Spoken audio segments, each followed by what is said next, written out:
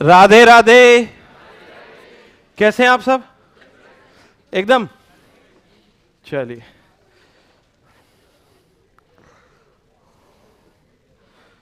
मैं रंग शरबतों का।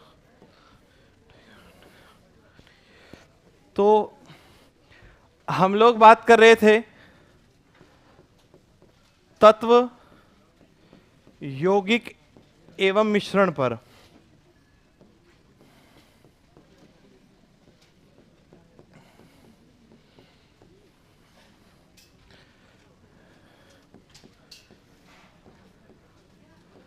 एलिमेंट्स,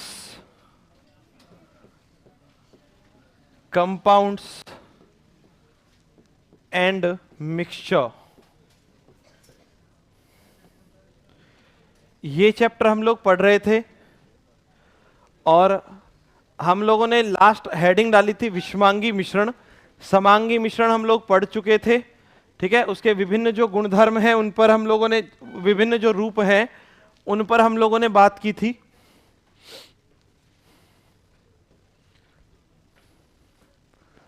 चलिए, तो अपने पास हेडिंग है विषमांगी मिश्रण।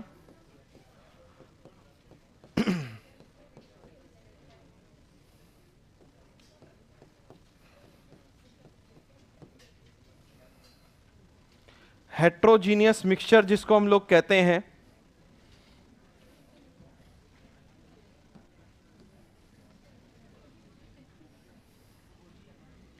बातें बंद भैया। अब देखो, विषमांगी मिश्रण के बारे में बात करें तो इसमें क्या होगा, दो या दो से अधिक पदार्थों को आपस में मिला दो,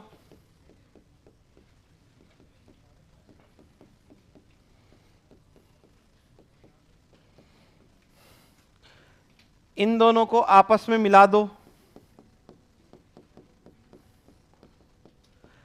अगर ये पदार्थ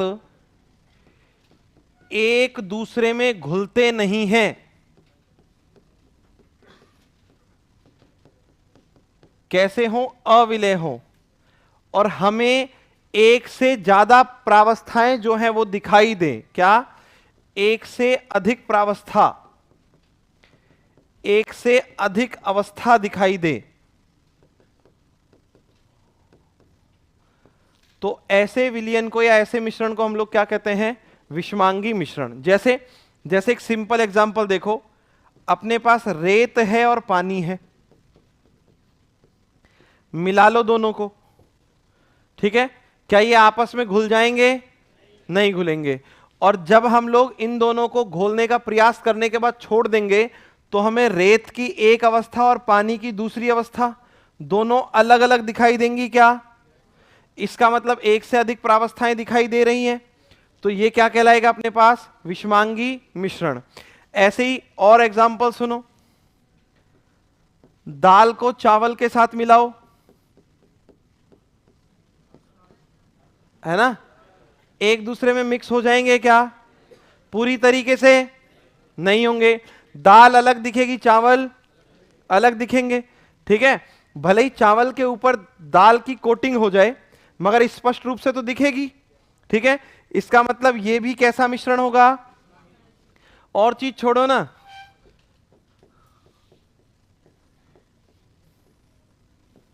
ये वाली मिश्रण को मिक्सचर ही तो कहते हैं इंग्लिश में, है ना। तो मिक्सचर जो नमकीन होती है वो यही तो है ना। कुछ उसके अंदर सेव है, कुछ उसके अंदर भुजिया है, कुछ मूंगफली है, कुछ दाल है, कुछ मटर है ना, और छोटी छोटी चीजें हैं, ठीक है, कुछ काजू हैं। तुम कुछ कुछ खा रहे हो ना ठीक है। हाँ, ये चीजें उसके अंदर अवेलेबल हैं, उसके अंदर उपस्थित हैं और सब अलग अलग दिख रही हैं, हाँ के ना। तो ये अपने पास क्या है, विषमांगी मिश्रण है, ठीक है। तो ऐसे मिश्रण जिसमें पदार्थ एक दूसरे में पूर्णतः विलय नहीं होते हैं और एक से ज्यादा अवस्थाएं दिखाई देती हैं, उसको हम लोग क्या कहते हैं, विषमांगी। जैसे पानी में शहद डालो, घुल जाएगा क्या? कितनों का शहद घुल रहा है? नहीं घुलेगा। कभी भी नहीं घुलेगा। और जिनका ये शहद घुल रहा है ना, वो गर्म पानी में डाल रहे हैं सुबह सुबह नींबू के साथ। ऐसा ही है क्या? नहीं, कुछ लोग ऐसा करते हैं, सुबह सुबह पानी गरम, उसके अंदर आधा नींबू निचोड़ते हैं और उसके अंदर 1 चम्मच शहद मिलाते हैं, है ना। ऐसा कहते हैं इससे फैट जो है ना वो बर्न होता है, मोटापा जो है वो कम होता है, बॉडी में जो एक्स्ट्रा फैट है, एक्स्ट्रा वसा है, वो समाप्त होती है। ठीक है ना? क्या होती है? ये सत्य है, होती है। ठीक है, मगर कितने लोग ऐसा है जो ऐसा करते हैं, पहले ये बताओ। नहीं बताएंगे? अच्छा, एक चीज और बता देता हूं, इससे चेहरे पर ना ग्लो भी आता है। हाँ, आप कितने लोग हैं जो करते हैं? अच्छा, आप भी नहीं कहेंगे, बोले सर हमारा तो नेचुरल है। यूं चेहरे पर ग्लो नहीं आता है, वो ऐसे जानने के लिए कहा था मैंने। शुरू मत कर देना। मगर अगर आप में से कोई ऐसा करता है, ठीक है, जो ये सोचता है कि इससे एक्स्ट्रा फैट जो है वो बॉडी से बाहर निकल जाएगा, डिटॉक्स हो जाएंगे, अगर करते हो तो करना बंद कर दो। ठीक है ना? हाँ, करते हो तो करना बंद कर दो। कारण बता देता हूं इसके पीछे का। सबसे पहली चीज, जो नींबू होता है वो पूरी बॉडी के फैट को एक साथ काटता है, एक्स्ट्रा फैट को नहीं काटता है। वो पूरी बॉडी के फैट को एक साथ काटता है, मतलब ऊर्जावान कणों को भी नष्ट करता है। ठीक है ना? गर्म पानी के साथ नींबू, सामान्य नींबू नहीं, गर्म पानी के साथ नींबू, पहली चीज। दूसरी बात, जो शहद होता है उसका उपयोग नींबू के साथ करने में बॉडी में लचरता आती है, आलस्य जो है वो अधिक उत्पन्न होता है।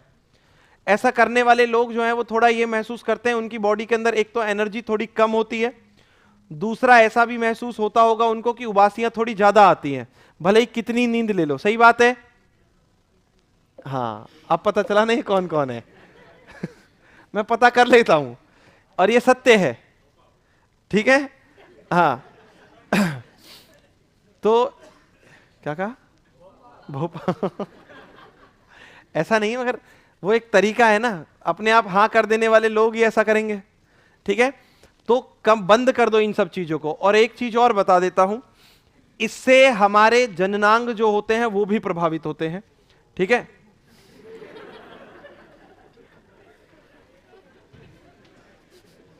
भले अब तो बंद। है ना?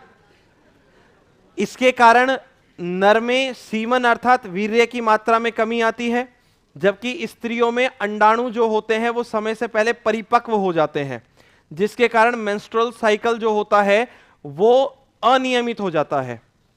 ठीक है, तो इसको बंद कर दो। अगर आपको ऐसा ही है कि लगता है कि भाई फिट रहना है, तो बॉडी को सही रखना है, डिटॉक्स करना है, तो उसके लिए सबसे सिंपल उपाय ये है, मार्केट के अंदर ना विनेगर आता है, एप्पल साइडर विनेगर। ठीक है ना? मार्केट में एप्पल साइडर विनेगर आता है, वो ले लो, पानी गर्म करो। ठीक है, गर्म पानी में 1 ढक्कन एप्पल साइडर विनेगर डालकर पी लिया करो। अगर आपको टेस्ट थोड़ा ऐसा वैसा लग रहा है उसमें, तो उसके अंदर चाहो तो शहद डाल सकते हो। ठीक है, और अगर सच में उससे मोटापा या फैट काटना है तो उसके अंदर कॉफी मिला लो, आधा चम्मच। ठीक है, तो उससे फैट जो है वो कम हो जाएगा, इससे एक्स्ट्रा फैट बर्न होता है। मोटा होना है? अरे यार, तो देखो, मोटा होना है तो पहले तो हॉस्टल में रहना छोड़ो, है ना? हाँ, मोटा होना है तो सबसे पहला तो हॉस्टल में रहना छोड़ो, और अगर हॉस्टल में रह रहे हो तो जो वो बना रहे हैं वो चुपचाप खाना सीखो, है ना, आंख बंद करके। ठीक है ना? फिर खाओ आराम से, और जितना ज्यादा खा सको उतना। टेंशन लो, है ना, ऐसे टेंशन लो। टेंशन में क्या होता है? क्रेविंग होती है, खुद को शांत करने के लिए चिप्स खाओ, कुरकुरे खाओ, है ना? हाँ, क्या पैसे? हाँ भाई, तो हम लोग बात कर रहे थे। तुम लोगों को एक समस्या का समाधान हो तो दूसरी है, दूसरी का दे देंगे। फिर मैं कहूंगा कि पैसे तो ऐसे भी आ जाएंगे, फिर कहोगे सर समय, है ना, पैसे के लिए नौकरी करो। है ना? हाँ, एक देखो ऑनलाइन एक भाई ने कहा है कि 3-4 दोस्तों के साथ खाना चूर के खाओ, ज्यादा खाया जाता है उससे, है ना? हाँ, चलो अब ध्यान से सुनो, हम क्या कह रहे हैं, दो या दो से अधिक पदार्थों को आपस में मिलाएं और वो एक दूसरे में पूरी तरीके से नहीं घुलेंगे तो क्या होगा, एक से ज्यादा प्रावस्थाएं दिखाई देंगी। तो इस मिश्रण को हम क्या कहते हैं, विषमांगी मिश्रण। पहली चीज, विषमांगी मिश्रण में हमने एग्जाम्पल में मिक्सचर नमकीन, रेत, पानी, दाल, चावल ये लिए, या तेल और पानी, ठीक है ना, शहद और पानी, शहद और तेल, ये सब इसके उदाहरण हैं। पानी के अंदर अगर हम लोग सल्फर का पाउडर जो है वो मिला दें तो भी यही रिएक्शन होती है, मतलब वो घुलते नहीं आपस में। चौक जो होता है ना, जिससे आप भविष्य में लिखने वाले हो, है ना, गवर्नमेंट स्कूल में चौक ही मिलेंगे अभी, ठीक है, बाद में आप लोग जब बढ़िया पोस्ट पर हो जाओगे, मतलब बढ़िया सही से पैसा कमाने लगोगे 2 साल के बाद, फिर आप लोग एक एक क्लास के अंदर मार्कर बोर्ड लगवा देना। कर दोगे ना इतना? तो नहीं करोगे? इतना तो कर ही दोगे अपने स्कूल के लिए, है ना? क्या? जहां लगे हुए हैं वहां तो बेस्ट है, वहां तो कुछ है ही नहीं, ठीक है ना? जहां लगे हैं वहां तो कोई दिक्कत ही नहीं है, जहां नहीं लगे वहां लगवा देना मार्कर बोर्ड, ठीक है, बढ़िया बात है।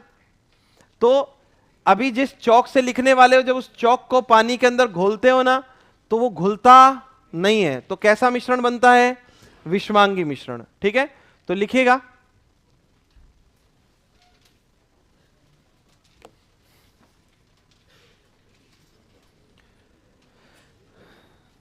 जब दो या दो से अधिक पदार्थ, जब दो या दो से अधिक पदार्थ, दो या दो से अधिक पदार्थ आपस में मिलाए जाएं,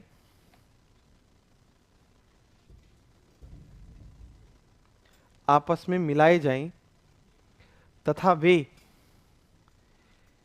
एक दूसरे में, तथा वे एक दूसरे में पूर्ण विलय न हो, एक दूसरे में पूर्ण विलय न हो,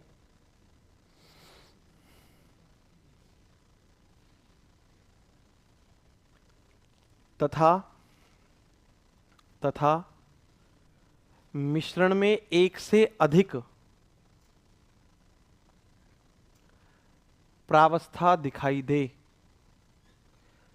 एक से अधिक प्रावस्था दिखाई दे,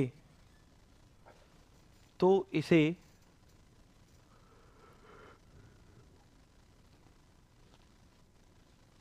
इसे विषमांगी मिश्रण कहते हैं। तो इसे विषमांगी मिश्रण कहते हैं। जैसे जैसे रेत व जल का मिश्रण, रेत व जल का मिश्रण,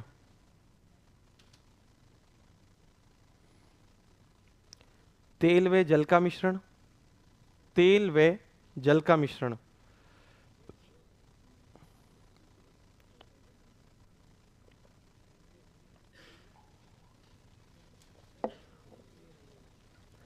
नेक्स्ट लिखो,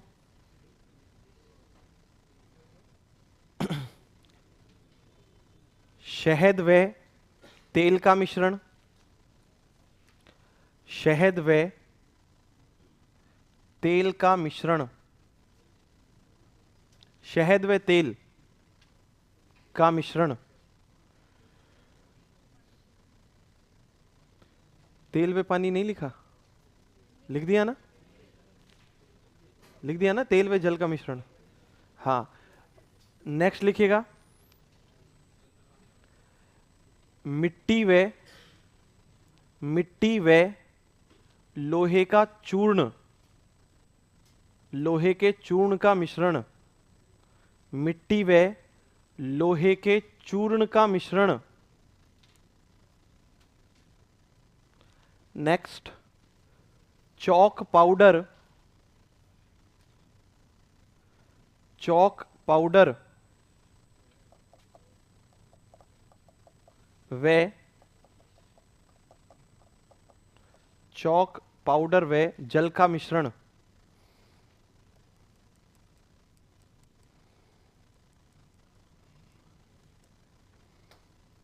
अब देखो एक दो ऑनलाइन क्वेश्चन पूछे हैं वो बता देता हूं। जैसे एक पूछा चीनी और नमक का मिश्रण कैसा है। अब आप बताओगे कैसा है, ये घुल जाते हैं क्या आपस में? नहीं, इसका मतलब विषमांगी, ठीक है ना। दूसरी चीज यहां देखो एक और क्वेश्चन पूछा है, पेट्रोल और डीजल को मिलाना कैसा मिश्रण है। ठीक, अब ध्यान से सुनना, जब पेट्रोल और डीजल को मिलाया जाता है या उससे पहले की अवस्था बात करें, जिसको हम लोग कहते हैं कच्चा तेल, सुना है, क्रूड ऑयल, पेट्रोलियम पदार्थ, अपरिष्कृत तेल के नाम से जाना जाता है जिसको, उसी तेल के अंदर पेट्रोल भी अवेलेबल होता है, डीजल भी अवेलेबल होता है, केरोसिन भी अवेलेबल होता है, और ये जो वैसलीन होती है ना, ये भी उसी के अंदर अवेलेबल होती है, और पेट्रोलियम गैसें भी उसी के अंदर अवेलेबल है। तब वो एक मिश्रण है, ठीक है, और उस स्थिति में भी वो एक विषमांगी मिश्रण ही होता है, समांगी नहीं है। विषमांगी होता तो पदार्थ एक दूसरे में विलय हुए होते पूर्ण रूप से, मगर वहां अलग अलग चीजों की थिकनेस अलग अलग तरीके से निकल कर आती है, इसीलिए उनको पृथक करना आसान होता है, अलग करना आसान होता है। तो पेट्रोल और डीजल को मिलाएंगे तो ये एक विषमांगी मिश्रण बनेगा, समांगी नहीं होगा। ये पूर्ण रूप से एक दूसरे के अंदर नहीं घुलेंगे, कुछ अवयव घुल जाएंगे, कुछ शेष रह जाएंगे, ठीक है। और कोई एग्जाम्पल पूछना है तो ठीक है, नहीं ये चैप्टर अपना खत्म हो चुका है। हाँ लिखवा देते हैं।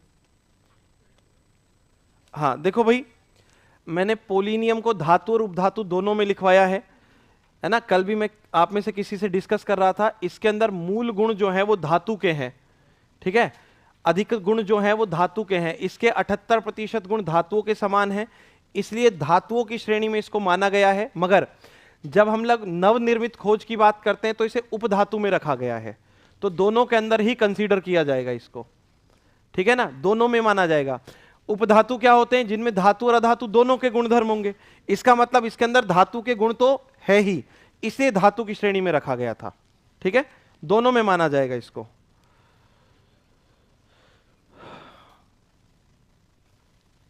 घी और तेल का मिश्रण भी विषमांगी मिश्रण है। किसमें?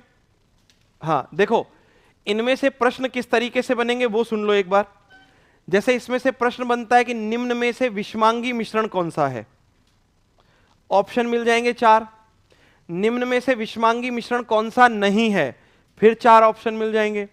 निम्न में से समांगी मिश्रण कौन सा है और समांगी मिश्रण कौन सा नहीं है। इस तरीके के प्रश्न पिछले एग्जामिनेशंस के अंदर देखने को मिले हैं। या फिर एक प्रश्न इस पर बनता है कि भाई जैसे एक क्वेश्चन ये देखने को मिला कि चीनी का जलीय विलयन बनाने पर निम्न में से विलय व विलायक कौन से हैं, है ना। तो चीनी को घोलेंगे तो चीनी विलय हो जाएगी और पानी क्या हो जाएगा, विलायक। इस प्रकार के प्रश्न जो है वो देखने को मिले हैं। बाकी जैसा मैंने आप लोगों से पहले ही कहा था, है ना, कि जब चैप्टर अपने खत्म हो जाएंगे तो हर चैप्टर के क्वेश्चंस जो हैं वो मैं खुद करवा के जाऊंगा आपको, सारे चैप्टर के। जो पहला हमने पढ़ा था भौतिक एवं रासायनिक परिवर्तन, उसके, इसके, और अगला जो हम लोग लास्ट चैप्टर पढ़ने वाले हैं अम्ल क्षार और लवण, इसके सबके क्वेश्चंस मैं यहां करवा के जाऊंगा। पैनल पर आप लोगों को क्वेश्चन दिखे मिलेंगे, उनकी हार्ड कॉपी आप लोगों को वैसे मिल जाएगी, है ना। हार्ड कॉपी में आंसर नहीं होंगे, क्यों? क्योंकि आंसर मैं कराऊंगा, ठीक है। तो आप लोगों को इसके लिए परेशान नहीं होना है कि क्वेश्चन कैसे बनेगा। बीते एग्जाम के क्वेश्चंस भी मैं आप लोगों को बताऊंगा और जो संभव है वो भी मैं आप लोगों को बताऊंगा, ठीक है। तो यहां से ये वाला चैप्टर होता है अपना समाप्त। नेक्स्ट चैप्टर पर बात करते हैं जिसका नाम है अम्ल क्षार एवं लवण, एसिड बेस एंड सॉल्ट।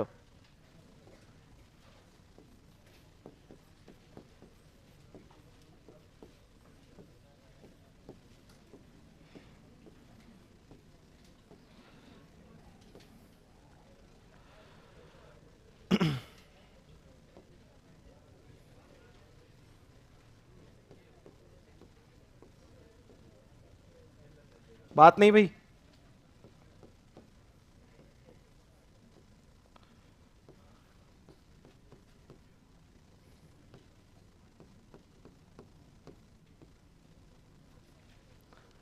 अम्ल, क्षारक एवं लवण।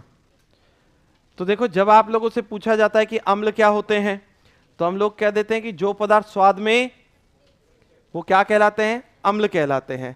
मगर ये सही नहीं है बात। क्यों सही नहीं है, कारण सुनो। ये कोई परिभाषा नहीं है, ये कोई परिभाषा नहीं है, ठीक है ना। तो ये क्या है, ये अम्ल का एक गुण है, एक प्रॉपर्टी है। हम कहते हैं कि जो पदार्थ स्वाद में खट्टे होते हैं अम्ल है, ये गलत बात है। गुण क्या है, अम्ल स्वाद में खट्टे होते हैं। और बहुत सारे अम्ल ऐसे हैं जिन्हें हम लोग चाहकर टेस्ट भी नहीं कर सकते। सांद्र अम्ल हम कोई टेस्ट नहीं कर सकते। सांद्र अम्ल को सिंपल भाषा में बताऊं तो तेजाब, ठीक है। तो हम में से ऐसा कोई नहीं है जो उसको टेस्ट करके बता दे कि खट्टा है क्या कोई? नहीं ना। तो हम लोग जब ये कहते हैं ना कि अम्ल स्वाद में खट्टे होते हैं, ये परिभाषा बिल्कुल गलत होती है। वास्तविकता क्या है, वास्तविकता ये एक गुण है, परिभाषा नहीं है, ठीक है। तो पहले मैं आप लोगों को अम्लों के गुणधर्म, क्षारों के गुणधर्म, इनसे अवगत कराऊंगा। बाद में परिभाषाओं की बात करेंगे हम लोग। परिभाषाएं जो होंगी वो बाद में बात की जाएंगी। इस चैप्टर में हम क्या पढ़ने वाले हैं, अम्ल जो हैं उनके गुणधर्म, क्षार जो हैं उनके गुणधर्म।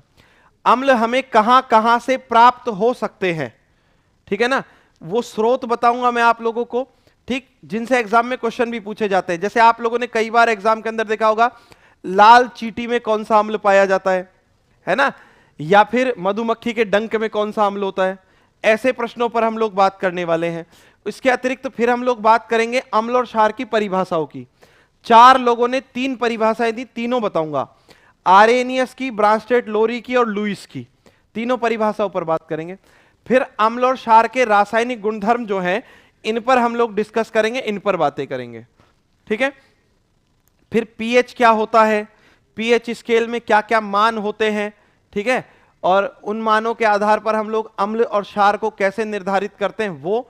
और उनके बाद फिर हम लोग पढ़ेंगे लवण, जो हमारे घर में काम आने वाले हैं, जैसे सोडियम क्लोराइड है ना, नून, ठीक है, हाँ, बेकिंग सोडा है ना, खाना बनाने में काम में लेते हैं, धावन soda, plaster of Paris, bleaching powder, ठीक है, इन सब पर हम लोग बात करने वाले हैं।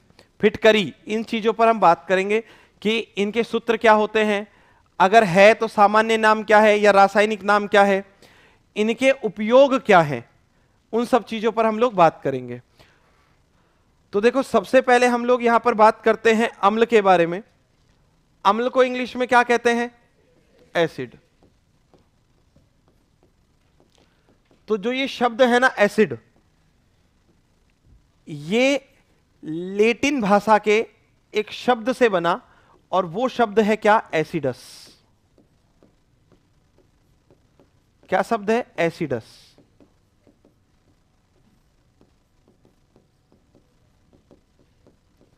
और बात यह है कि जो ये एसिडस है ना, इसका अर्थ क्या होता है, तो इसका अर्थ होता है स्वाद में खट्टा।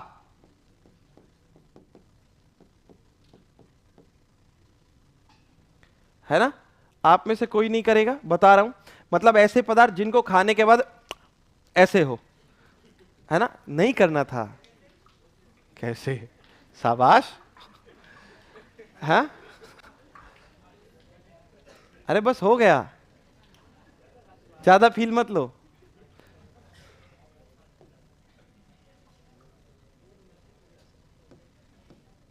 चलिए देखो, यहां से पता चला कि अम्ल जो होते हैं स्वाद में खट्टे होते हैं, तो फिर ये एक गुण हो गया, ना कि परिभाषा। अम्ल स्वाद में कैसे होते हैं, खट्टे।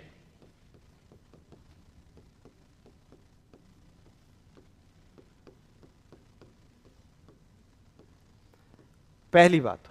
दूसरे नंबर पर हम लोग इसमें बात करते हैं सेकंड पॉइंट। तो देखो अगली बात क्या है, अम्ल जो है वो नीले लिटमस को लाल कर देते हैं, ठीक है। एक सूचक होता है जिसको हम लोग क्या कहते हैं, लिटमस कहते हैं, ठीक है। लिटमस एक कागज है, एक पत्र है, और लिटमस जो है इसके अलग अलग कलर आते हैं। हम लोग 2 लिटमस पेपर के बारे में बात करेंगे, एक लाल लिटमस पर, एक नीले लिटमस पर। अम्लों के संपर्क में जब नीला लिटमस पत्र लाया जाता है तो नीले लिटमस को वो लाल कर देते हैं। ठीक है,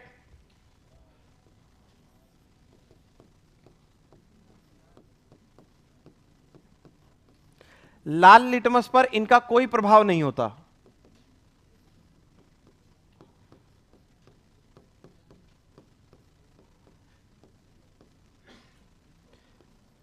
अब आप में से ऐसे कितने लोग हैं जो इस अम्ल और क्षार में लाल को नीला, नीले को लाल करने में कंफ्यूज होते हैं? कोई भी नहीं है? फिर ठीक है।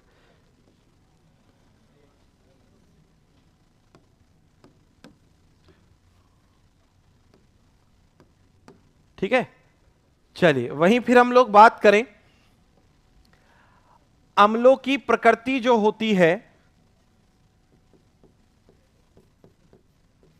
ये होती है संक्षारक। अब प्रश्न बनेगा कि सर ये संक्षारक प्रकृति क्या होती है?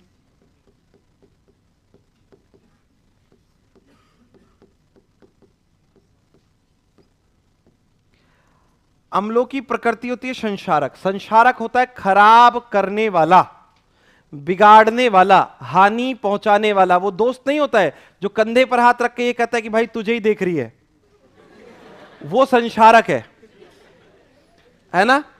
जो बिगाड़ रहा होता है ना, जो खराब कर रहा होता है, ठीक है ना, वही क्या है अपने पास, समझ गए? अब कोई देख रही होगी देखने वाली, है ना, मगर वो झूठ बोल रहा, कोई नहीं देख रही। ठीक है, ये होते हैं हमारे पास संक्षारक जो खराब करते हैं।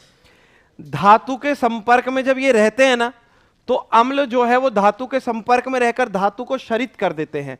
जैसे कभी कभी भूलवश अगर अचार के बर्तन में चम्मच रह गई हो, तो जब कभी वो निकाली हो तो वो यूं ही टूट जाती है। ठीक है, या फिर तांबे के बर्तन के अंदर यदि हम लोग नींबू या दही रख दे तो उसके ऊपर हरे रंग की परत जम जाती है, खराब करने लग जाती है वो उसको। मार्केट में आपने कोई भी ऐसा एसिडिक प्रोडक्ट नहीं देखा होगा जो धातु के बर्तन में आता हो। देखा है कोई अचार जो धातु के बर्तन में आता हो, है ना? कोई इमली की पैकिंग जो धातु के बर्तन में हो, या तो मिलेगा प्लास्टिक में या पॉलीथीन में, क्योंकि ये अक्रिय होते हैं, या कांच में, क्योंकि ये क्या होते हैं, अक्रिय होते हैं।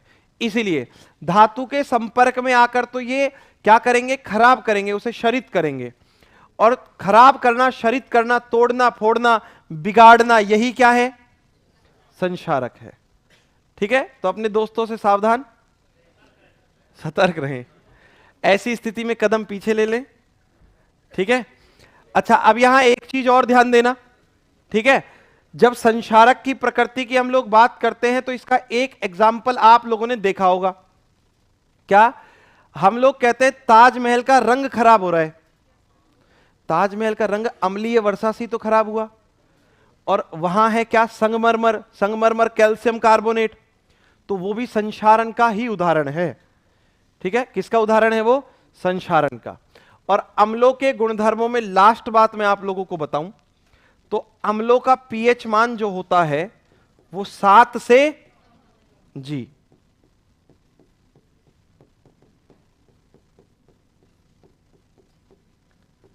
7 से कम होता है।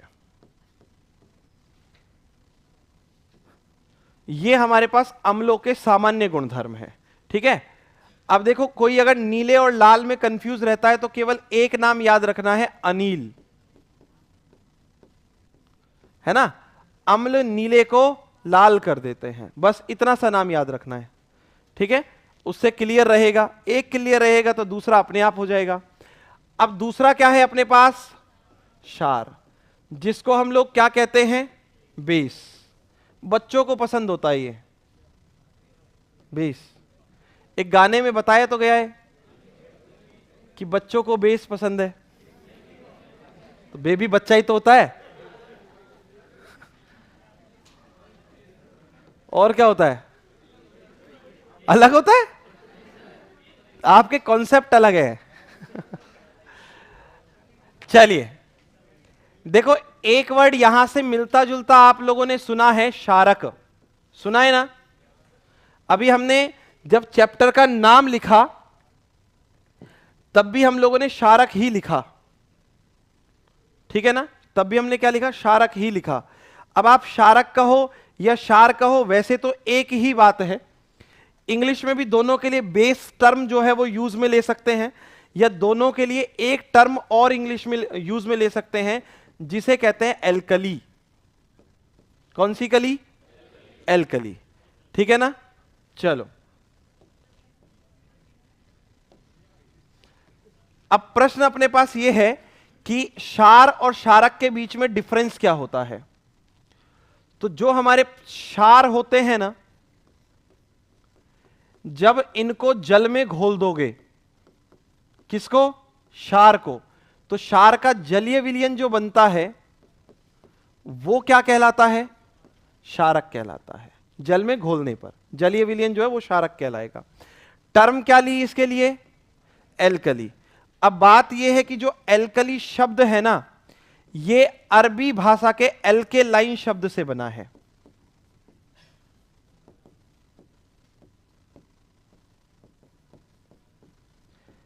किस शब्द से बना? एल्केलाइन। एल्केलाइन शब्द के अर्थ की हम लोग बात करें, इसका अर्थ होता है जले हुए पेड़ों की राख।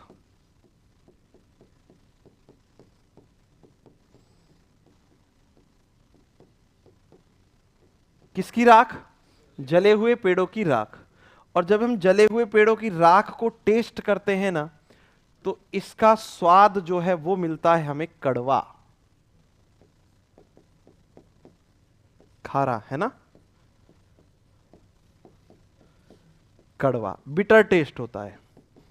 तो यहां से ये निर्धारित किया गया कि क्षार जो होते हैं इनका स्वाद कड़वा होता है। ठीक है, आप में से कितने लोग हैं जिन्होंने राख कभी टेस्ट की है?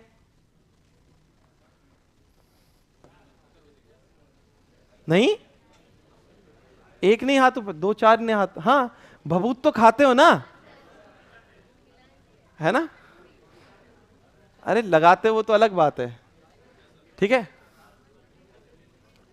देख लिया मैंने, है ना। चलिए, भभूत जो खाते वो यही तो है, और क्या है? ठीक है, लकड़ियों से ही तो बनती है वो। मगर अगर आपको ना ऐसे एकदम कड़वा वाला टेस्ट चाहिए, तो जो ताजा लकड़ी होती है ना, मतलब जो अभी तोड़ी हुई हो, गीली लकड़ी जो होती है, ठीक है ना, उनको जलाओ। उनको जलाने के बाद जो राख मिले ना, आधी कटोरी, एक कटोरी भर के चम्मच लेकर और 2-3 चम्मच खाओ, है ना, तब पता चलेगा कि सच में टेस्ट जो होता है वो कड़वा होता है। ठीक है, हाँ हाँ, मैं करके बैठा हूं इसीलिए बता रहा हूं, तभी आराम से बता सकता हूं मैं कि हाँ सच में टेस्ट जो है वो कड़वा होता है। और अगर आप लोगों ने आधी कटोरी खा ली ना, उसके बाद गला एकदम जाम हो जाएगा, रुंध जाएगा गला, है ना, एकदम पैक जैसा हो जाएगा आधे पौने घंटे तक। आवाज अलग तरीके से निकलेगी, है ना, लड़कों की निकलेगी ही नहीं, और लड़कियों की आवाज एकदम लड़कों के जैसी निकलेगी।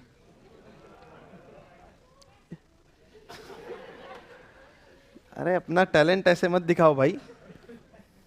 चलो देखो, यहां से पता चला कि क्षार जो होते हैं स्वाद में कैसे होते हैं? कड़वे होते हैं, बिटर।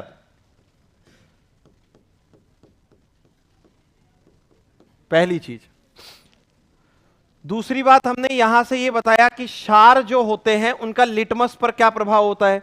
अम्ल क्या करते हैं? नीले को, तो क्षार क्या करेंगे? लाल को नीला।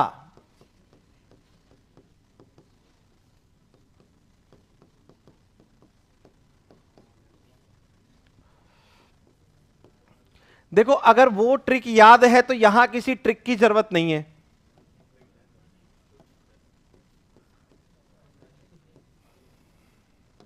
ठीक है,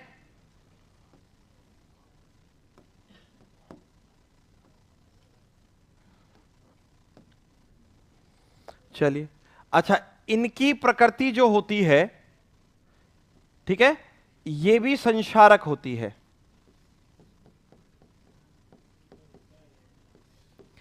ये भी वही है जो धातु के साथ रह के उसको खराब करते हैं।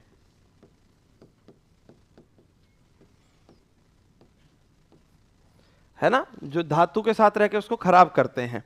और यहां पर मैं आप लोगों को एग्जाम्पल के लिए ये बता देता हूं, हमारे जितनी भी साबुन होती है ना, सब क्षारीय प्रकृति की होती है। ठीक है, सब क्षारीय प्रकृति की है, इसलिए आपने आज तक ऐसी साबुन नहीं देखी जो धातु के पात्र में आती हो। बताओ किसी ने देखी है तो? या तो प्लास्टिक में आएगी या रैपर होंगे कागज के और पॉलीथीन के, कभी धातु के साथ नहीं आएगी। और अगर आपके घर में साबुनदानी धातु की, स्टील की बनी हुई है, तो 4-5 महीने उसमें साबुन रखने के बाद देखना उस पर से पतली पतली लेयर्स हटने लग जाती हैं, उसका रंग एकदम खराब हो जाता है। ये इसी वजह से हो रहा है क्योंकि इसकी प्रकृति कैसी है? संक्षारक है।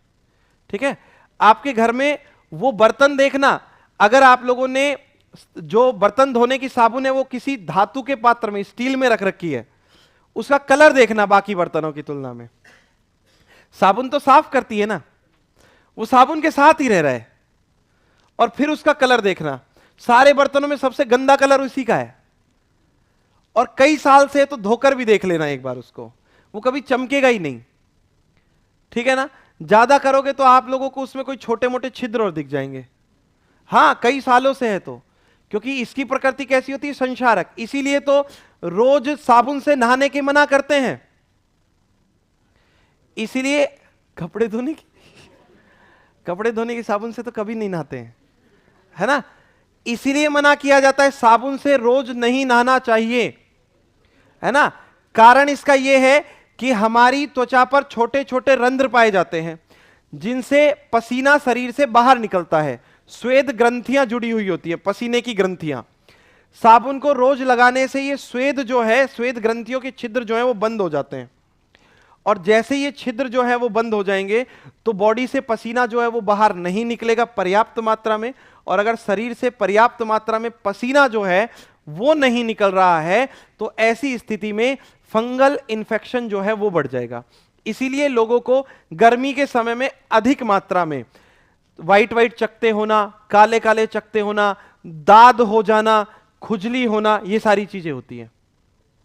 ठीक है, गर्मी में जब लोग 2-2 बार नहाते हैं ना और दोनों बार साबुन लगा रहे हैं, नहीं है कॉन्सेप्ट। हमारे बुजुर्ग इसीलिए तो साबुन नहीं लगाते थे इतनी, है ना। हाँ, वो उनके लैंग्वेज में एक वर्ड चलता है खड़खड़ खोटा, पानी डालना केवल, है ना। जो भी वर्ड है अलग अलग जगह अलग अलग बोलते हैं। यहां क्या बोलते हैं? क्या? भीगा कान हुआ स्नान। ठीक है, हाँ, मतलब ऐसे तो हम लोग कुछ भी कह सकते हैं कि सर्दी तेज पड़ने पर नहाने वाले के हाथ लगाने वाला भी नहाया माना जाएगा, है ना। और जनरली कुछ लोग अपनी कॉलेज लाइफ में, स्कूल लाइफ में ऐसे करते हैं, संडे टू संडे नहाते हैं, है ना, मंगल टू मंगल नहाते हैं, मंदिर जाना होता है तो। हाँ, करते हैं ना। और आप में से भी कोई कोई होंगे जो अभी भी सर्दी शुरू होने पर एक दिन छोड़कर एक दिन चल रहा होगा। हाँ, भीगे कान हुआ स्नान। ठीक है, या हम में से कोई भी ऐसे लोग हो सकते हैं जो मॉर्निंग में नहाकर नहीं आते हैं, पता है 12:30 छुट्टी हो जाएगी, बाद में जाके नहा लेंगे।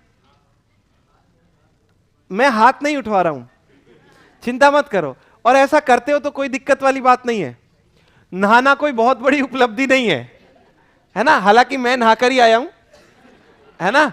हाँ, मगर फिर भी ये कोई बहुत बड़ी उपलब्धि नहीं है। और अध्ययन के माने हम लोग तो बॉस्टन यूनिवर्सिटी और कैलिफोर्निया यूनिवर्सिटी के जो 2 अध्ययन हैं, जिन्होंने 1,000 लोगों पर अध्ययन किया, और उन्होंने अध्ययन करके यह बताया कि हमारी त्वचा के लिए नियमित साबुन उपयोग करना सही नहीं होता है।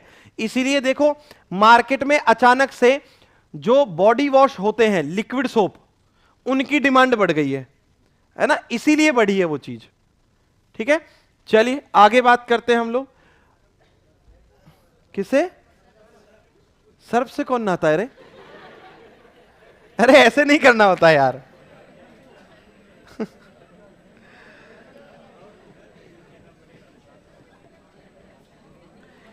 इनका पीएच मान जो होता है वो 7 से ज्यादा होता है ना। हाँ, वैसे आप लोगों की गलती नहीं है, लड़के नहा सकते हैं साबुन से, नहीं सरफ से। क्या? शैम्पू से? नहीं नहीं, हाँ शैम्पू को हम लोग डेली यूज नहीं करना है। कोई भी चीज डेली यूज नहीं करनी है मतलब नहीं करनी है ना।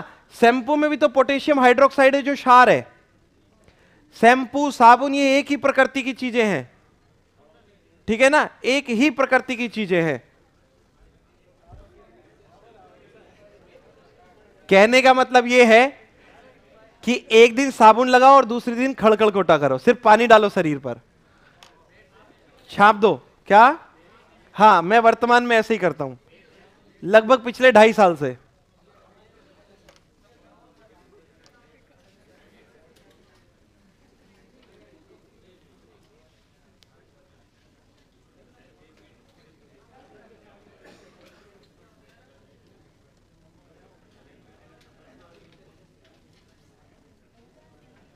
नोट कीजिए इसको, फिर आगे बढ़ते हैं।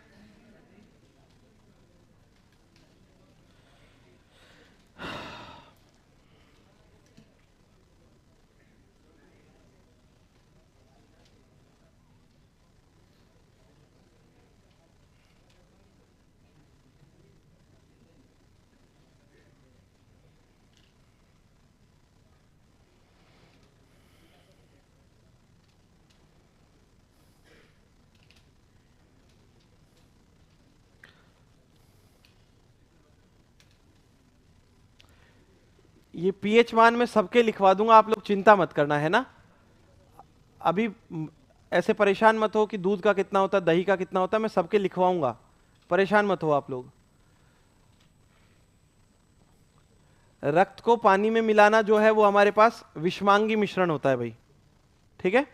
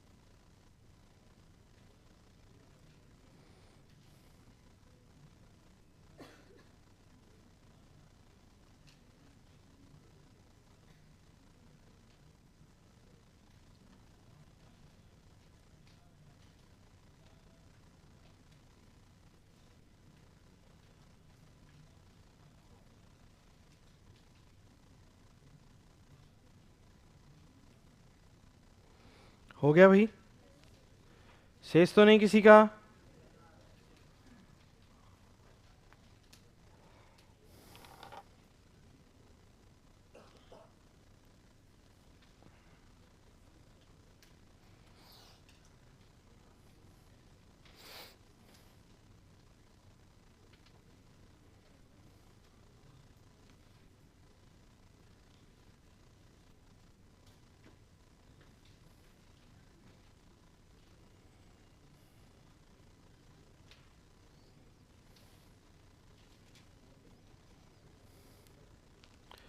हो गया, शेष तो नहीं ना किसी का।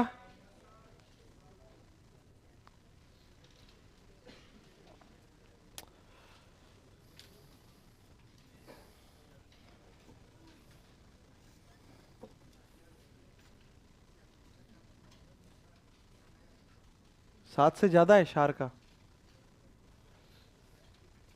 अम्लों का कम होता है, क्षार का ज्यादा होता है।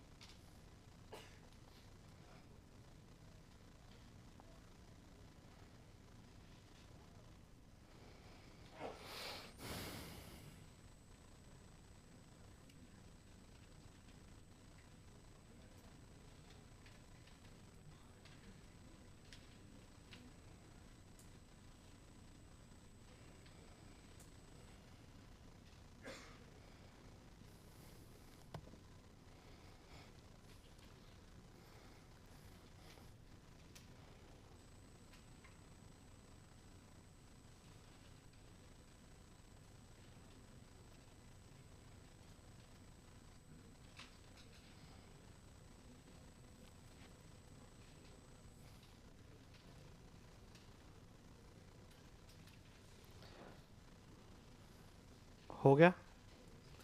शेष तो नहीं किसी का?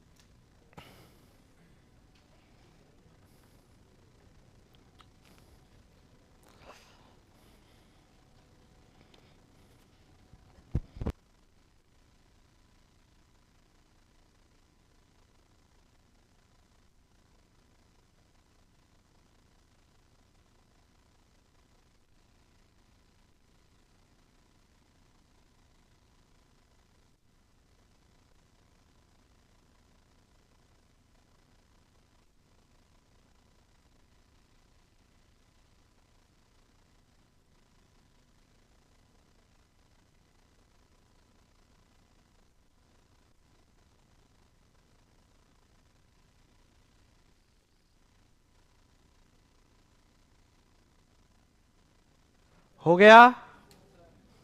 शेष तो नहीं किसी का? चलें आगे?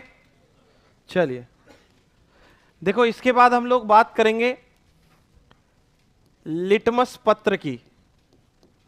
लिटमस पत्र कहो या लिटमस पेपर कहो, कुछ एग्जामिनेशन में इससे एक आध प्रश्न देखने को मिला है। ठीक है, अब ध्यान से सुनो। हम लोग जो है ना, मतलब एक वैज्ञानिक हुए जिनका नाम हुआ R.H. व्हीटकर। सुना है नाम? व्हीटकर। व्हीटकर नामक वैज्ञानिक ने प्राणी जगत को 5 भागों के अंदर बांटा: मोनेरा, प्रोटिस्टा, फंजाई, प्लांटी और एनिमेलिया। ठीक है, आप लोगों को 2 ध्यान में रखने हैं जो मैं अभी बता रहा हूं। एक तो है प्लांटी और एक है एनिमेलिया। अभी मैं आप लोगों को केवल इसके बारे में बता रहा हूं, और एनिमेलिया इसलिए बता रहा हूं क्योंकि हम सब एनिमेलिया ही हैं। ठीक है, हम सब क्या हैं? एनिमेलिया ही हैं। ठीक, प्लांटी जो है ये है पादप जगत। कौन सा जगत? और एनिमेलिया जो है वो है जंतु जगत, एनिमल किंगडम,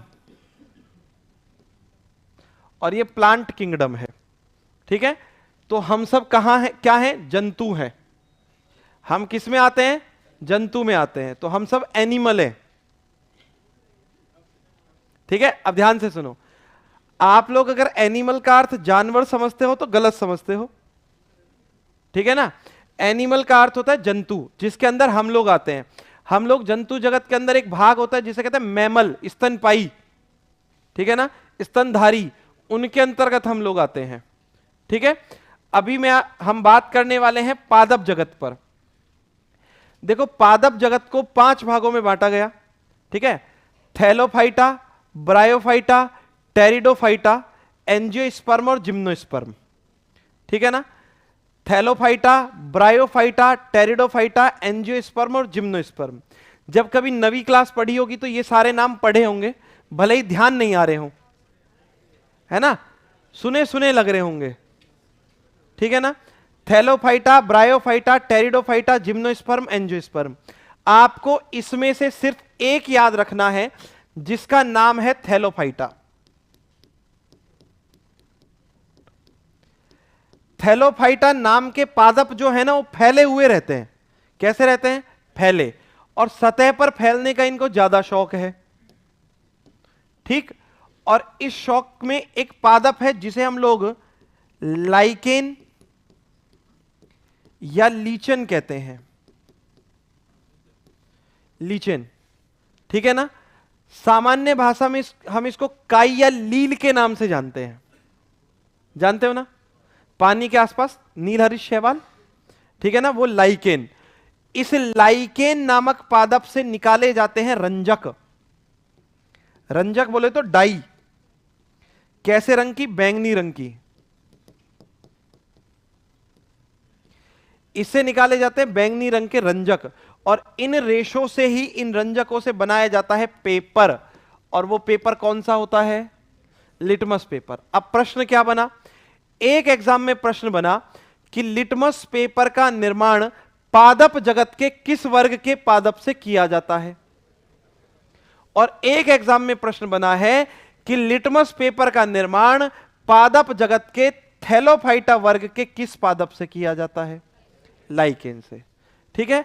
और लिटमस पेपर हमारे लिए क्या है? हमारे लिए लिटमस पेपर एक सूचक है।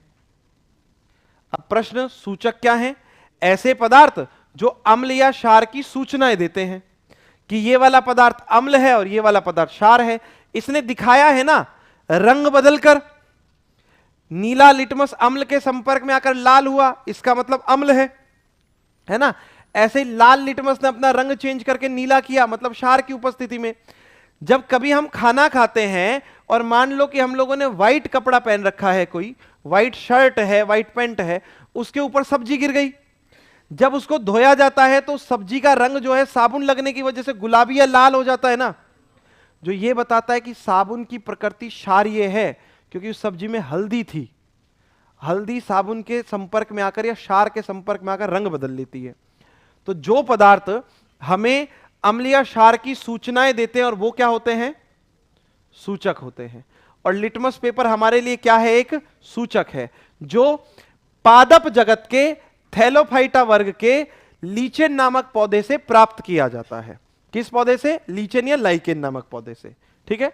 तो हेडिंग डालिएगा लिटमस पेपर।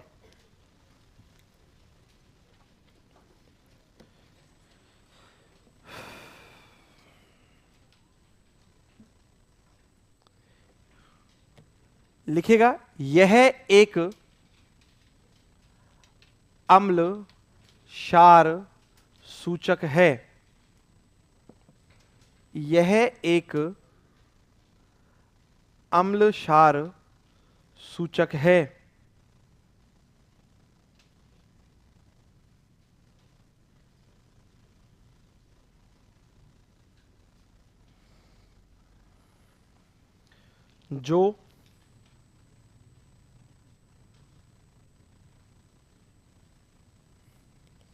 जो पादप जगत, ब्रैकेट में लिखो प्लांटी, प्लांटी, पादप जगत, ब्रैकेट में लिखो प्लांटी, पादप जगत के थैलोफाइटा, थैलोफाइटा वर्ग के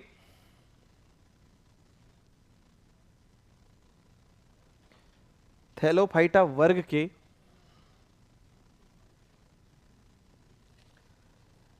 लाइकेन, ब्रैकेट में लिखो लीचेन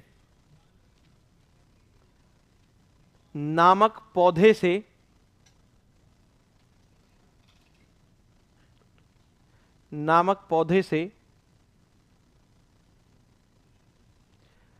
बैंगनी रंग के रंजक प्राप्त करके, बैंगनी रंग के रंजक प्राप्त करके बनाया जाता है। बैंगनी रंग के रंजक प्राप्त करके बनाया जाता है।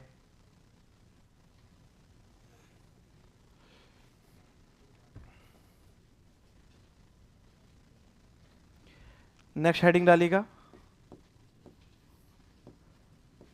प्रमुख अम्ल तथा उनके स्रोत।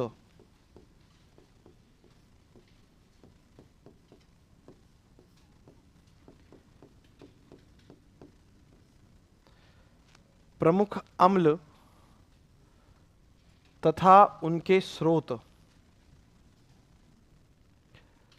तो हम यही करेंगे कि टेबल बनाएंगे एक,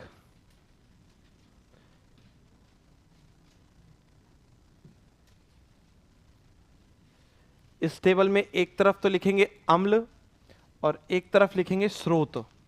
ठीक है, एक बार देख लो तो देखो सबसे पहले हम लोग बात करते हैं, तो एक तरफ तो लिखते हैं हम लोग स्रोत या पदार्थ,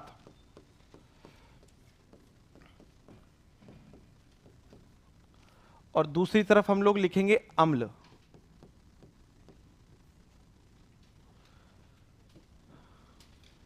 इसमें सबसे पहले मैं बताता हूं आप लोगों को लाल चींटी। देखो लाल चींटी के पूरे शरीर के अंदर एक ही अम्ल पाया जाता है, और वो अम्ल कौन सा होता है? फॉर्मिक अम्ल। ठीक है जी, कौन सा अम्ल होता है? फॉर्मिक अम्ल। इसके अलावा जो मधुमक्खी होती है, इसके डंक में, बिच्छू जो होता है इसके डंक में,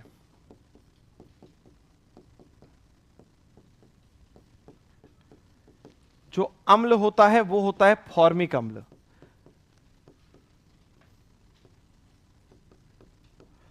फॉर्मिक अम्ल को ही हम लोग मेथेनोइक अम्ल के नाम से जानते हैं। अब आप लोगों के दिमाग में, बाद में नोट करना, पहले चीजें सुन लो।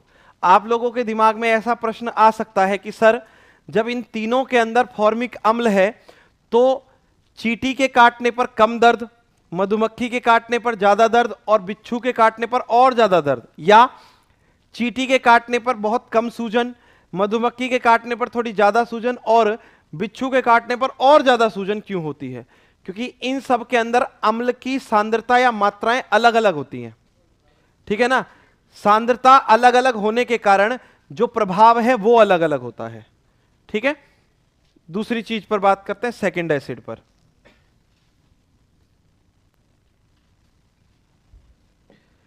देखो जो नींबू है ना, उसमें, जो संतरा है इसमें, दोनों के अंदर एक ही अम्ल पाया जाता है, जिसे क्या कहते हैं हम लोग? सिट्रिक अम्ल कहते हैं। और जितने भी खट्टे पदार्थ हैं ना, ठीक है, मतलब फल जिनसे विटामिन सी प्राप्त हो सके, अधिकांश के अंदर सिट्रिक अम्ल तो होता ही है, और साथ में है तो अलग बात है, मगर ये साथ अवेलेबल होगा ही। इसके अलावा दही में, दूध में, इन दोनों में जो अम्ल होता है वो होता है लैक्टिक अम्ल।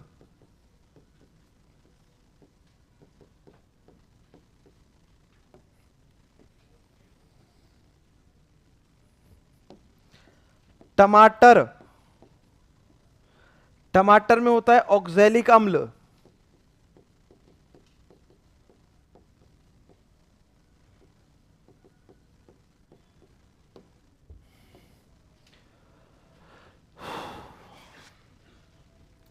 दूध, दही, ई से इमली, इमली में जो अम्ल है वो है टार्ट्रिक अम्ल। और इमली वाला अम्ल जो होता है यही पाया जाता है अंगूर में भी। ठीक है,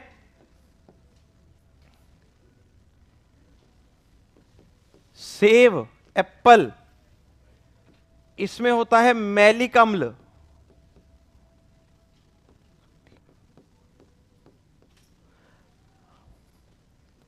मक्खन,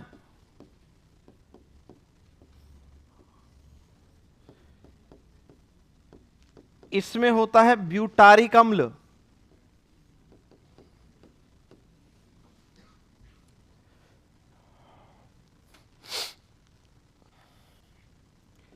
सिरका सुना है?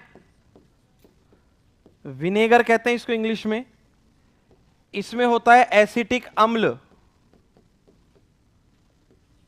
एक पदार्थ और है जिसमें एसिटिक अम्ल होता है, तो उसको भी लिख देते हैं हम लोग।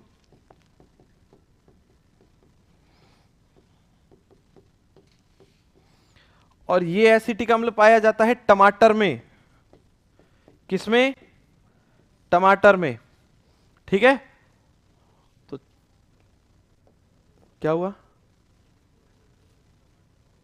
क्या हुआ? टमाटर में दो हो गए?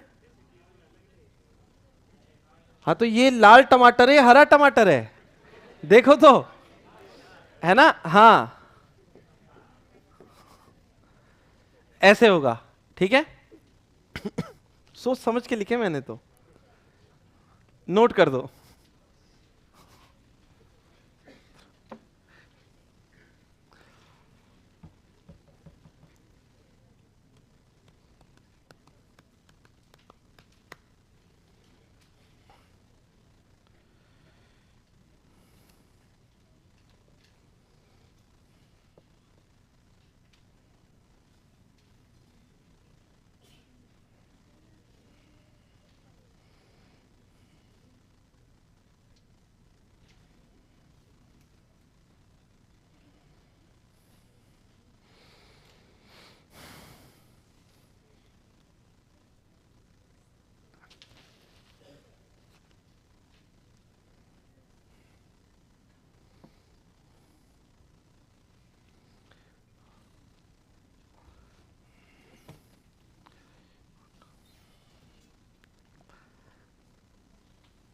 कल जो सूत्र लिखे थे उसमें 5 याद किए नहीं किए?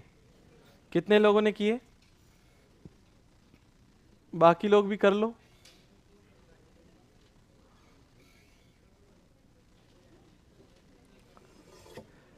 देखो, सरकारी नौकरी पाने के सूत्रों में से एक सूत्र यह भी है कि आज का काम कल पर ना टाला जाए और वैकेंसी आने का इंतजार ना किया जाए। अपनी तैयारी को मजबूत रखो भाई, है ना। बाद में ऐसा ना हो कि अब थ्योरी पढ़ें या क्वेश्चन प्रैक्टिस करें, उलझ के रह जाओ। तो पहले से तैयारी को मजबूत कर लो।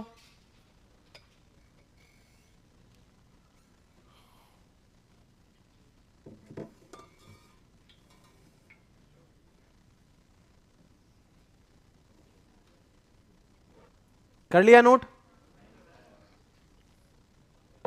शेष है क्या किसी का? करो करो भाई, जल्दी करो, फिर आगे बढ़ते हैं।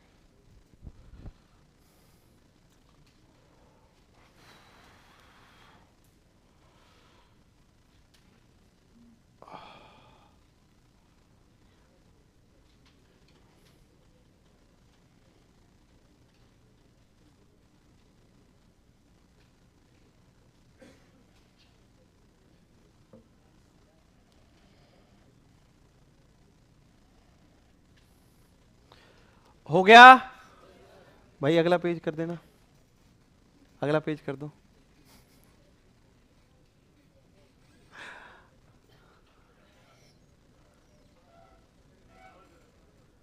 कनेक्टेड है नहीं है? हाँ भाई, नोट कर लो।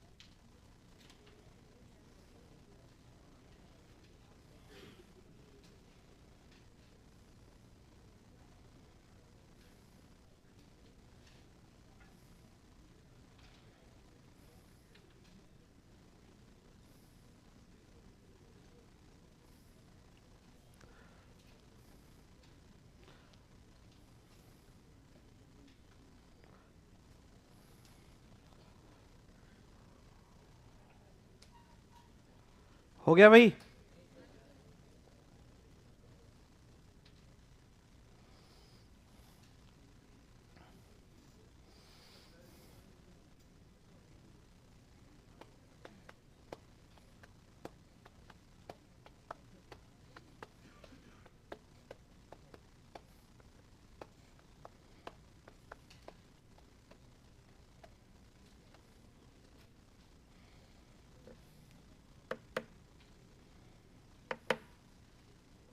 चलें? चलिए, नेक्स्ट हेडिंग डालिएगा।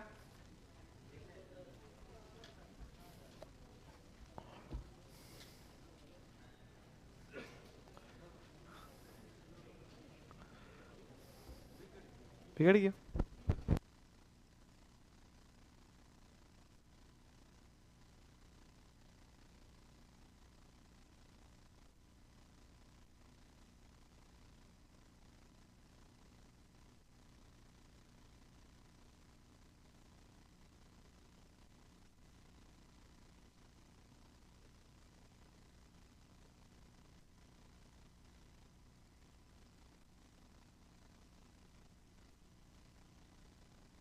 हो गया भाई?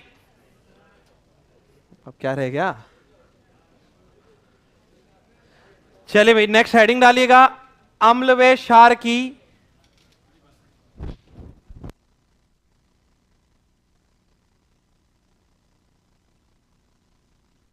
अम्ल व क्षार की परिभाषाएं।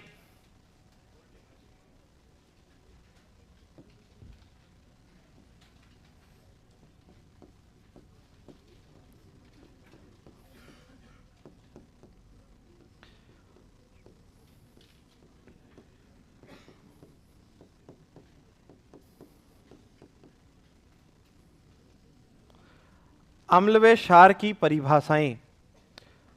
तो देखो, अम्ल और क्षार की परिभाषाओं पर बात करें तो जैसा कि थोड़ी देर पहले मैंने आप लोगों से कहा था कि चार व्यक्तियों ने मिलकर तीन परिभाषाएं दी, और इन तीन के लिए तीन सिद्धांत दिए गए हैं। पहले जो सिद्धांत है वो दिया आरेनियस ने।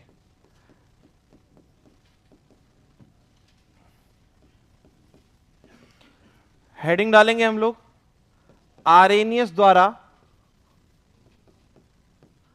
अम्ल क्षार अवधारणा।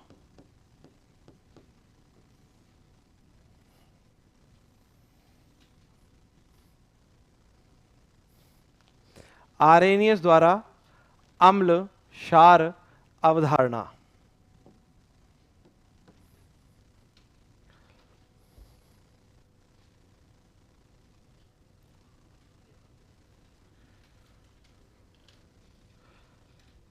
देखो भाई, आरेनियस जब अम्ल क्षार अवधारणा की बात करते हैं तो बहुत सिंपल तरीके से आरेनियस कहते हैं कि हमारे पास एक पदार्थ है, हमने पदार्थ को जल में डाला और पदार्थ ने जलीय विलयन के अंदर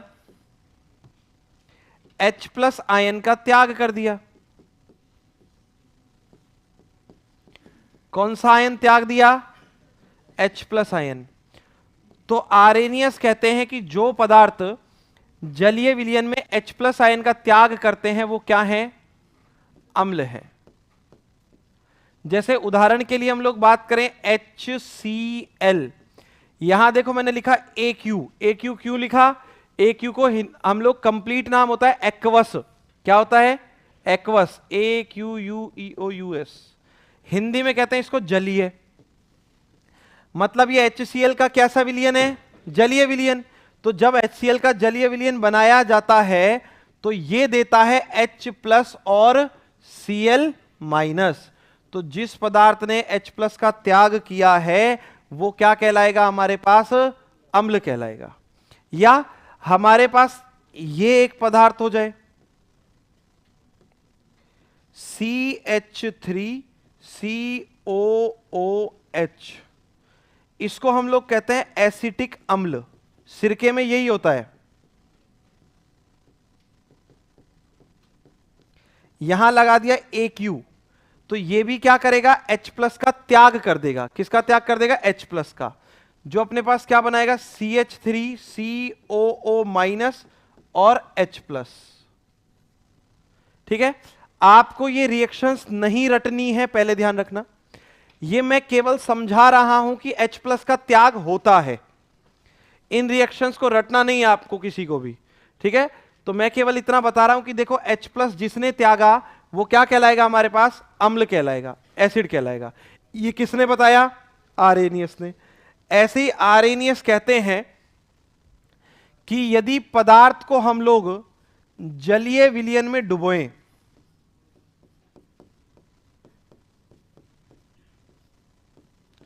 और पदार्थ जलीय विलयन में हाइड्रोक्साइड आयन का त्याग करे, OH- आयन,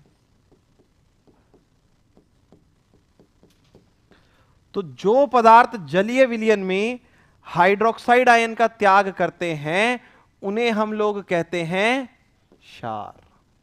ये आरेनियस ने बताया। जैसे सोडियम हाइड्रोक्साइड। ठीक है, इसका जलीय विलयन बनाना है तो क्या लिखूं ब्रैकेट में? AQ। तो ये क्या देगा? Na+ और OH-। Na प्लस और AOH माइनस, हाँ OH माइनस, हाँ KOH के साथ भी ऐसा हो सकता है, KOH, ये लो AQ, तो K प्लस और OH माइनस। ठीक है, तो ये हमारे पास आर्हेनियस के द्वारा बताए गए अम्ल और क्षार हैं, है ना। मैं नाम भी आप लोगों को इन सब के बताऊंगा, इनके और चीजों पर भी बात करेंगे हम लोग। तो हेडिंग डालो सबसे पहले, आर्हेनियस द्वारा अम्ल क्षार अवधारणा, और लिखो आर्हेनियस के अनुसार, आर्हेनियस के अनुसार जो पदार्थ, आर्हेनियस के अनुसार जो पदार्थ जलीय विलयन में, जलीय विलयन में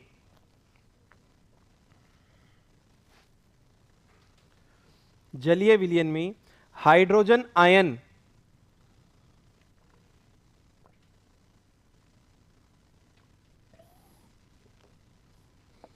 हाइड्रोजन आयन का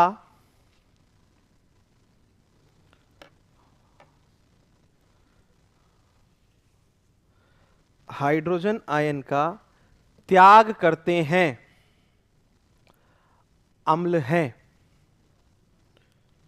जो पदार्थ जलीय विलयन में हाइड्रोजन आयन का त्याग करते हैं, अम्ल है।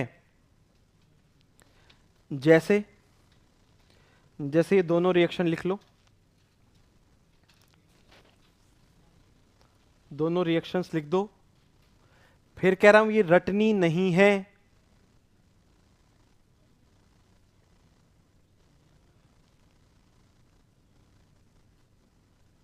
देखो ये दोनों, ये वाली, एक ये वाली रिएक्शन है और एक ये वाली रिएक्शन है।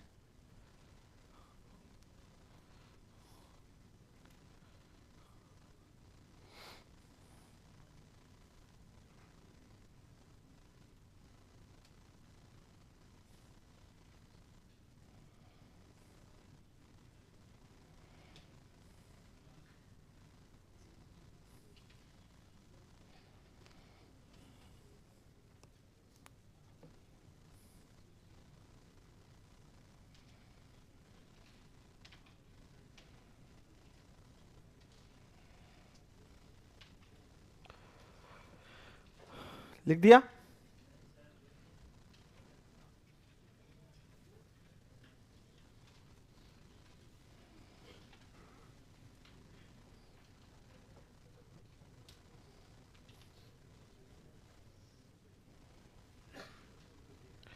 अरे लिख दिया।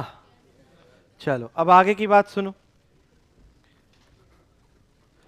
देखो कोई हमारे पास अम्ल है, कौन सा, मान लो HCl है, इसका जलीय विलयन है, इसने क्या दिया, H प्लस और Cl माइनस। अब ये H प्लस जो होता है ना बहुत ज्यादा क्रियाशील है, तो ये जल को छोड़ता नहीं है, तो ये जल के साथ घुल जाता है या जल में घुल जाता है, और ये बनाता है, ये देखो दो हाइड्रोजन ये रहे, तीसरा ये रहा H3 ऑक्सीजन और प्लस इसके साथ में गिफ्टेड, इसको हम लोग कहते हैं हाइड्रोनियम आयन। कौन सा आयन, कौन सा, जोर से बोलो।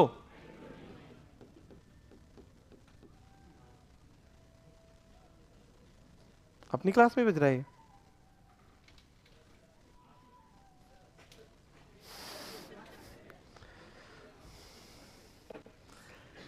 लिखिएगा,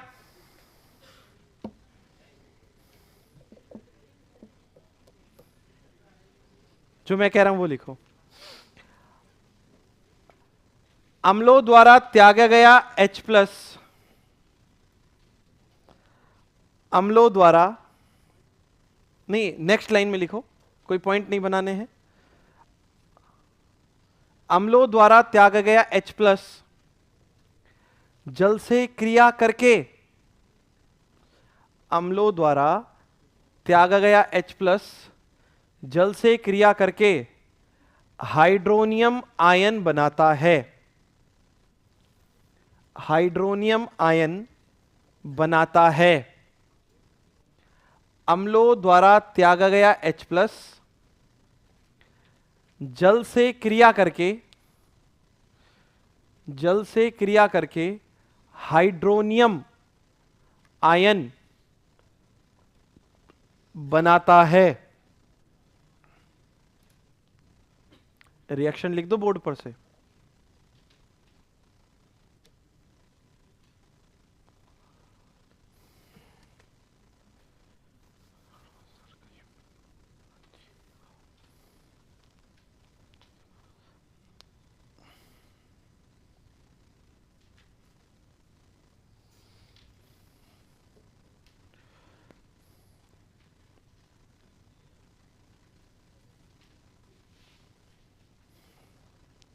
हो गया।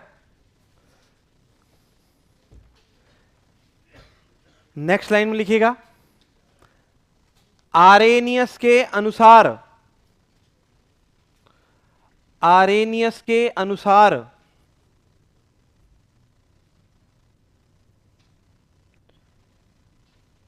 जो पदार्थ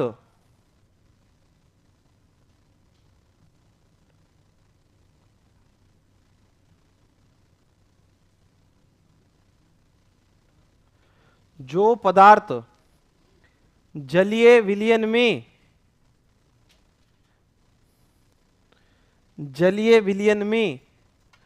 हाइड्रोक्साइड आयन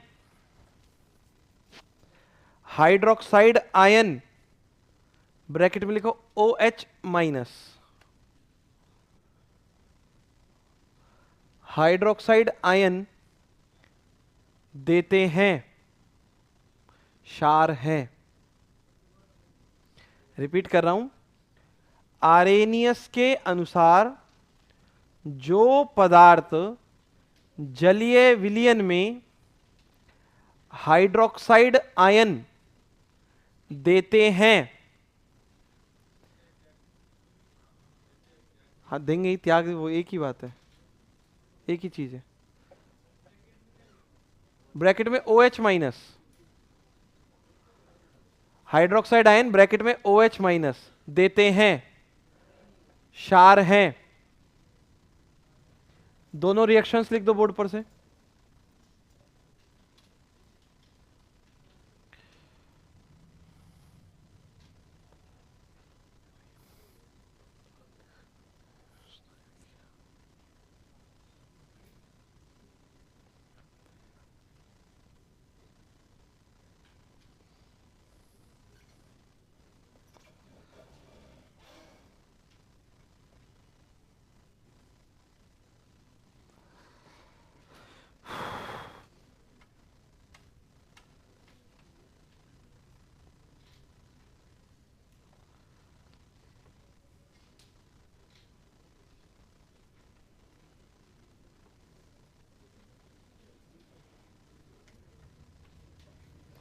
हो गया। चलिए आगे की बात सुनिएगा। देखो आरेनियस ने इतनी पर ही बात खत्म नहीं की, आरेनियस ने चीजों को बहुत ध्यान से देखा। और यहां देखो एक बार, HCl का एक्वस सॉल्यूशन बनाया, इससे मिला H+ और Cl-। एक अम्ल होता है जिसे कहते हैं अम्लों का राजा, सल्फ्यूरिक अम्ल H2SO4, है ना, अम्ल नहीं अम्ल, फर्क हो जाएगा, है ना, यहां पर फर्क है। देखो यहां से ये 2 हाइड्रोजन त्याग करेगा, 2H+ और SO4-2, ठीक है। अब यहां एक ये देखो, इसका नाम बताया था मैंने थोड़ी देर पहले, एसिटिक अम्ल। ये बनाता है CH3COO- और H+। अब यहां देखो कितने हाइड्रोजन है इसके पास, एक, वो भी त्याग दिया। कितने हैं, वो भी कितने हैं, 4, 3 और 1, कितना त्यागा, लालची आदमी है ना, है ना, लालच है ना इसको। अब दोनों के बीच का अंतर स्पष्ट किया, और अंतर में वो ये कहता है कि जो अम्ल ज्यादा हाइड्रोजन आयन त्यागते हैं या सारे हाइड्रोजन आयन त्यागते हैं, मतलब जिनका पूर्ण आयनन हो जाता है, वो कहलाते हैं प्रबल अम्ल। कैसे अम्ल? प्रबल अम्ल। और जिनका पूर्ण आयनन नहीं होता वो क्या कहलाते हैं? दुर्बल अम्ल। है ना, दुर्बल अम्ल। इसी को इसने बेस बनाकर अम्ल और क्षार को दो दो भागों में विभाजित किया, एक प्रबल अम्ल और दुर्बल अम्ल, और क्षार को प्रबल क्षार और दुर्बल क्षार। ठीक है,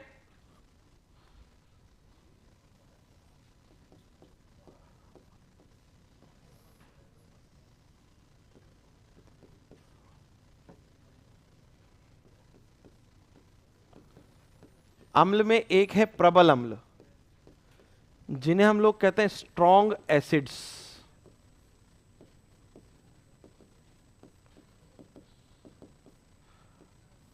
और दूसरा है दुर्बल अम्ल।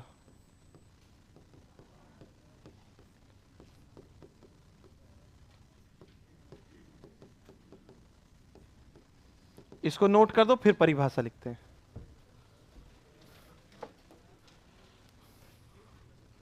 नोट करो, नोट करो।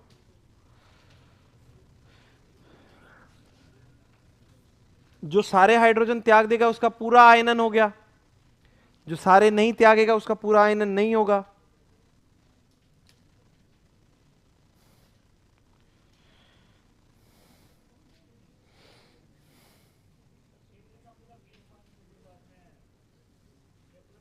किसका?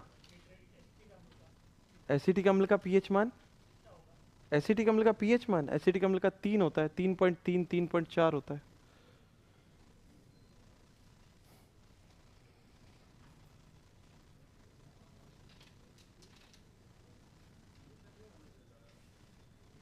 क्या क्या बोला? हाँ, किसके मैसेज आ रहे हैं? मेरे? यहां भी कंपनी के ही आते हैं यार।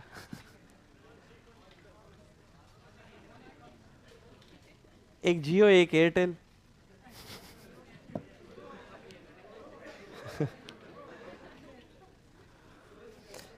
सिम 2 है, मगर जैसी बात आप कर रहे हो वैसे एक भी नहीं है। हाँ, यकीन नहीं है आपको? मत मानो तो मैं कौन सा सबूत देने वाला हूं आप लोगों को। चलिए, हो गया ये नोट। शेष बातें करेंगे अगली क्लास में। राधे राधे।